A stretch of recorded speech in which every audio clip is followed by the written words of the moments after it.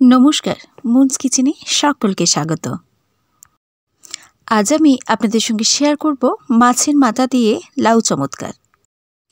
तबे रेसिपि शुरू करार आगे आमी बेश किछु बंधुदेरके थैंक्स जानाते चाइ। कलकाता थेके हेममालिनी असंख्य धन्यवाद आमार पाशे थाकार जोन्नो। आसाम थेके सुबिनीता असंख्य धन्यवाद। धन्यवाद विशाल मुन्स किचेनेर संगे थाकार जोन्नो।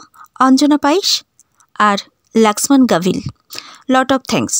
तोमरा एइभाबेई आमार पाशे থেকো। रेसिपि भालो लागले एके अपरेर संगे शेयर करो। आमार मुन्स किचेनेर अल फ्रेंड्सदेरके बोलते चाइ यदि रेसिपिगुलो आमार भालो लेगे थाके प्लिज एकटा लाइक करो। तोमार ओई एकटा लाइक आमार इमप्रेशन बाड़ाय आरो भिडियो तैरि करते। এই রেসিপিটি খুব কম উপকরণেই তৈরি হয়ে যায় আর যারা লাউ খেতে চায় না একেবারেই তাদের জন্য একটা অনবদ্য রেসিপি। আমার এই ভিডিও যদি আপনাদের ভালো লেগে থাকে তাহলে প্লিজ একটা লাইক করবেন, শেয়ার করবেন, কমেন্ট করবেন আর সঙ্গে থাকবেন। এবার আসি রেসিপিতে।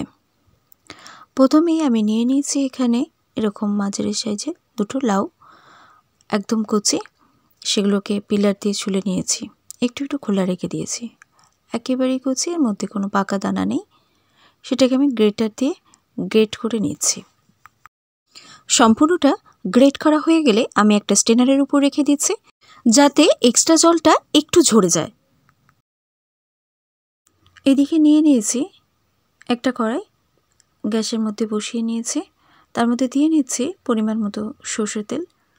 সরষের তেলটা দিয়ে একটু গরম হয়ে গেলে একে একে মাছের মাথাগুলো দিয়ে নিচ্ছি।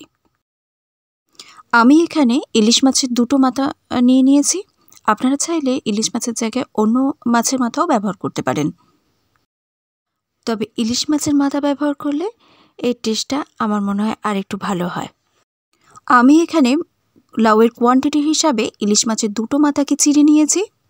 আপনারা লাউয়ের কোয়ান্টিটি হিসাবে মাছের মাথাটা ব্যবহার করবেন। মাছটা ভাজা হয়ে গেছে, একটা অন্য পাত্রে তুলে রাখছি। এবার এই মাছ ভাজার তেলেই আমি দিয়ে নিচ্ছি 1 টিস্পুন মতো জিরে। জিরেটা একটু নেড়ে ছেড়ে নিয়ে জাস্ট একটু সতে হয়ে গেলেই আমি এখানে দিয়ে নেব 7 থেকে 8টা মতো শুকনো লঙ্কা কেটে নিয়েছি। এই শুকনো লঙ্কাগুলো অবশ্যই একটু ঝাল দেখে নেবেন। এই শুকনো লঙ্কার ঝালের ওপরেই আমার গোটা রেসিপির টেস্টটা গিয়ে দাঁড়াবে, তাই আমি এখানে একটু বেশি করে শুকনো লঙ্কা ব্যবহার করেছি, তবে আপনারা চাইলে কাঁচা লঙ্কা ব্যবহার করতে পারেন। দিয়ে নিলাম একটা তেজপাতাকে 2 টুকরো করে। সব কিছুটা সতে হয়ে গেছে, এবার আমি অ্যাড করে দিচ্ছি গ্রেট করে রাখা লাউ। লাউটা দেওয়ার পর মোটামুটি 2 থেকে 3 মিনিট মতো হাই ফ্লেমের মধ্যে এটাকে বেশ কিছুক্ষণ নাড়াচাড়া করে নেব।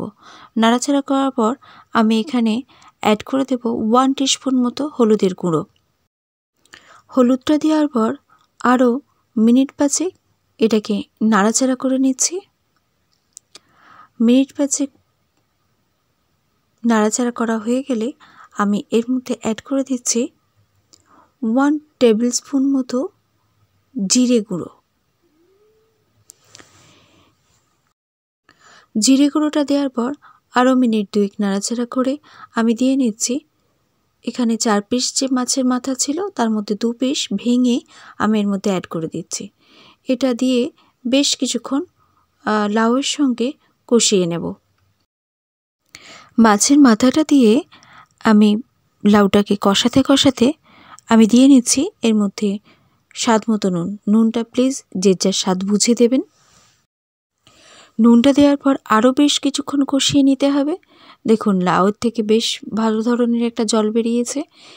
এবার আমি এটাকে বেশ কিছুক্ষণ সময় ঢাকা দিয়ে রেখে দিচ্ছি। ওই লাউয়ের জলের মধ্যেই কিন্তু লাউটা সেদ্ধ হয়ে যাবে। 5 থেকে 7 মিনিট পর ঢাকাটা খুলে নিলাম। লাউটা সম্পূর্ণ সেদ্ধ হয়ে গেছে। এই সময়তে অ্যাড করতে হবে 1 টিস্পুন মতো চিনি। চিনিটা অবশ্যই নামমাত্র দেবেন, লাউয়ের কোয়ান্টিটি অনুযায়ী নামমাত্র দেবেন, না হলে খুব মিষ্টি মিষ্টি হয়ে গেলে এই রেসিপিটা ভালো লাগবে না।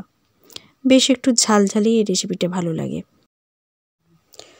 সবশেষে অ্যাড করে দিচ্ছি আরও যে দুটো মাছের মাথা আমি রেখে দিয়েছিলাম তুলে, সেগুলো।